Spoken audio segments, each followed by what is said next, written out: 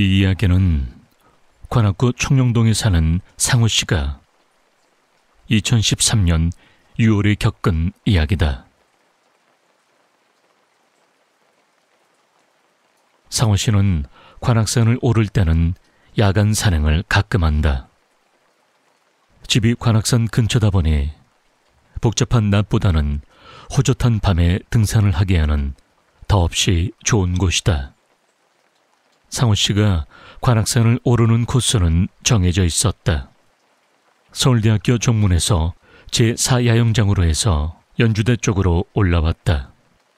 원래는 사당역에서 하마바이 지나 연주대로 올랐는데 그쪽은 왠지 점점 싫어졌다. 밤에 혼자 그곳으로 등산을 하면 선유천 약수터 조금 못 미친 곳을 지날 때마다 매번 온몸에 소름이 돋는 느낌이 들어서 무서워서 안 가게 되었다. 그날도 상우 씨는 밤 2시 10분에 서울대 정문 관악산 광장을 지나 기분 좋게 야간 등산을 시작했다. 사람도 없고 날도 맑은 데다 달이 아주 밝아 길이 훤히 보일 정도였다. 그런 날은 헤드램프를 켜지 않아 길을 더 넓게 볼 수 있다. 상우 씨는 제4야영장에서 왼쪽으로 꺾어서 연주샘을 지났다. 그쪽 코스는 눈 감고도 오를 만큼 잘 아는 곳이었다. 한참을 올라가던 상우 씨는 소나무 근처 벤치에 도착했다.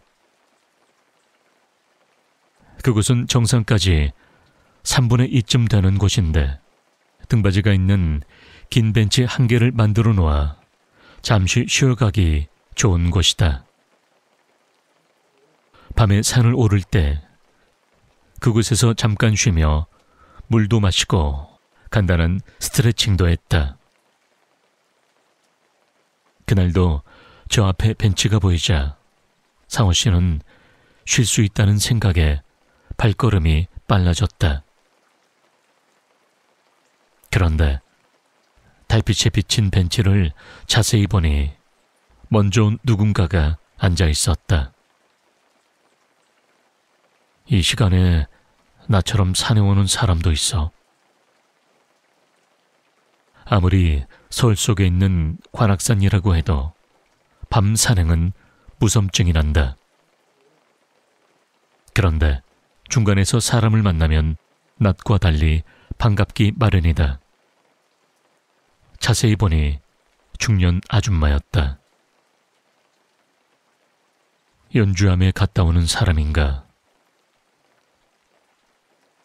수능이나 무슨 큰 시험 때는 관악산 정상에 있는 연주대나 연주함에서 철야 기도를 하고 새벽에 내려오는 사람들이 가끔 있었다. 상우 씨는 반가운 마음이 들어서 먼저 인사를 했다. 일찍 오셨네요. 이 밤에 여자분 혼자서 대단하시네요. 그런데 여자는 대답이 없었다. 보통 산에서, 그것도 밤중에 등산하다가 사람을 만나면 서로 인사를 하는 게 인지상정이다. 아무도 없는 산에서 사람을 만나면 한편으론 무섭기도 하고 한편으론 반갑기도 해서 서로 인사를 한다. 간단하게나마 서로 인사를 주고받으면 적어도 상대방이 무섭지는 않다. 그런데 벤치에 앉아있는 아줌마는 인사하는 상우 씨를 쳐다보지도 않았다. 그 자세 그대로 마치 동상처럼 앉아 있었다. 그리고 뭐라고 중얼거리고 있다. 하지만 그 소리는 속삭이는 것처럼 너무 작아서 알아들을 수가 없었다. 불경을 외워나. 뻘쭘해진 상호 씨는 옆에 서서 물병을 꺼내 물 한 모금을 마시며 아줌마를 쳐다봤다. 아줌마는 고급 등산복을 말끔하게 차려입었다. 달빛에 비친 얼굴은 중년 아줌마치고는 이목구비가 뚜렷해서 젊었을 때는 미녀 소리 꽤나 들었을 듯한 얼굴이었다. 그런 여자가 한밤중에 옆에 남자가 서 있는데도 눈길 한 번 주지 않고 중얼거리면서 앞쪽 땅바닥만 바라보고 있었다. 부부싸움을 하고 홧김에 이 밤중에 산에 온 건가? 상호 씨는 벤치에 앉아보지도 못하고 또 인사를 해도 대답이 없자 그곳에 있기도 서먹해졌다. 그럼 수고하세요.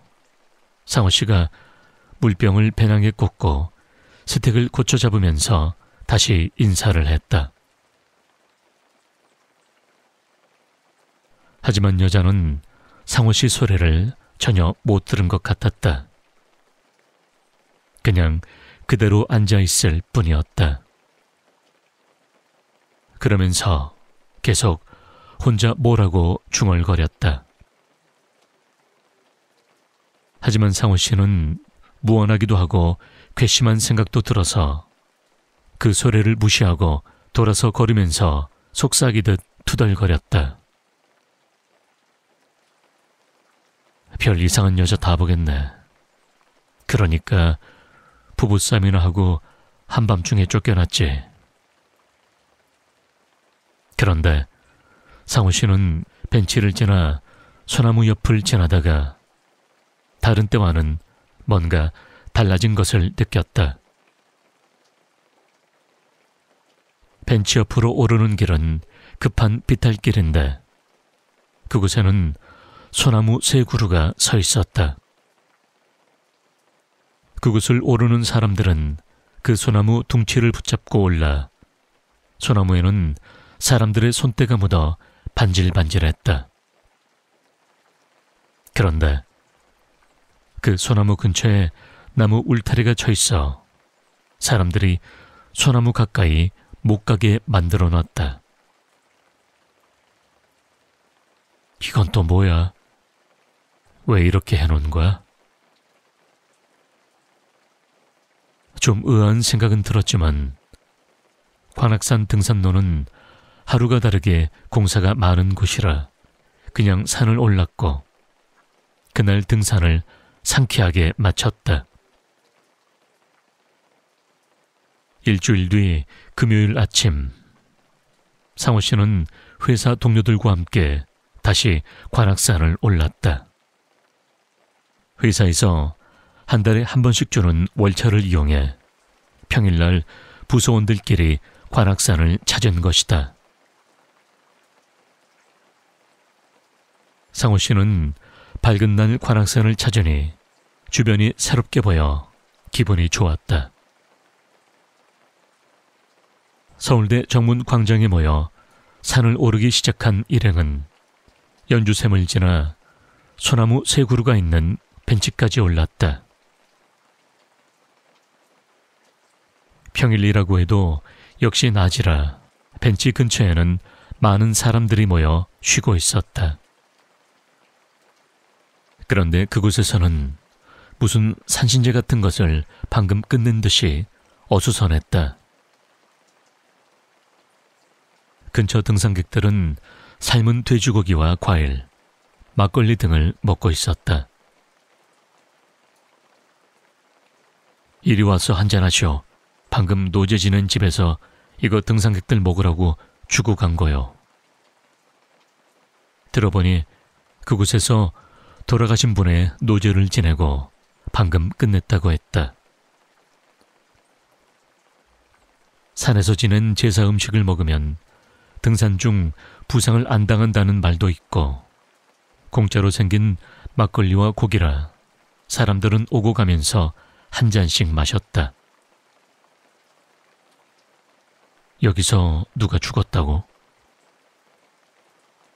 상우 씨는 처음 듣는 소리였지만 일단 막걸리 한 잔을 얻어먹는데 상우 씨 눈에 푯말 하나가 눈에 띄었다. 일주일 전에는 밤에 와서 잘 몰랐는데 그곳 소나무 주변에 처진 울타리에 팻말이 붙어 있었던 것이다. 사망사고 난 곳, 접근 금지. 주변 사람들 말을 들으니 그곳에서 10여일 전에 등산객이 발을 헛디뎌 바닥돌에 머리를 부딪혀 그 자리에서 즉사했다고 한다. 그래서 그 소나무를 잡고 비탈길을 내려가면 미끄러질 위험이 있기 때문에 그 소나무에 접근하지 못하도록 구청에서 나무 울타리를 쳤다고 한다. 그 이야기를 듣던 상우 씨는 웬일인지 오싹 소름이 돋았다. 그리고 뜬금없이 일주일 전 야간 산행 때 그 벤치에 앉아있던 아줌마가 생각났다. 하지만 상우 씨는 고개를 저었다. 에이, 내가 지금 무슨 생각을 하는 거야?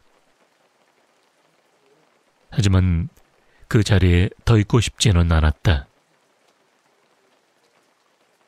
생각해보니 일주일 전 밤에 그 아줌마의 행동이 이상하긴 했었다.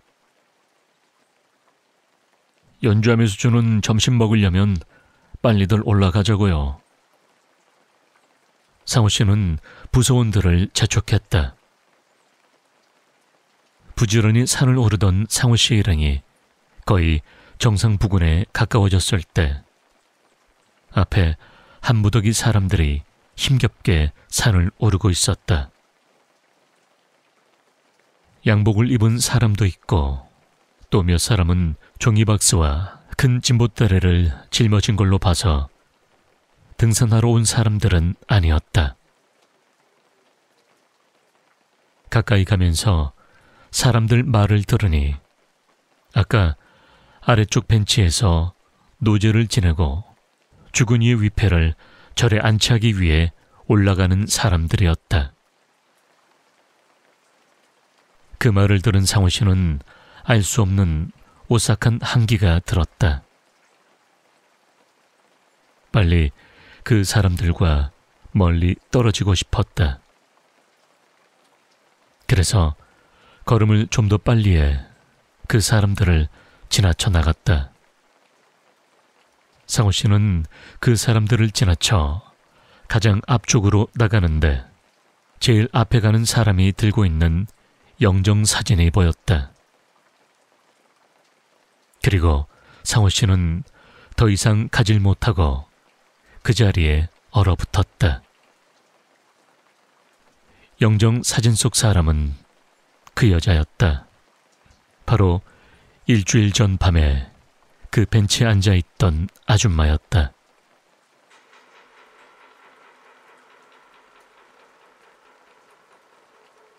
그때서야 상우 씨는 일주일 전 야간 산행 때 그 밤중에 벤치에 혼자 앉아있던 그 아줌마가 중얼거리던 소리가 희미하게 기억났다. 그 소리는 불경을 외우는 소리가 아니었다.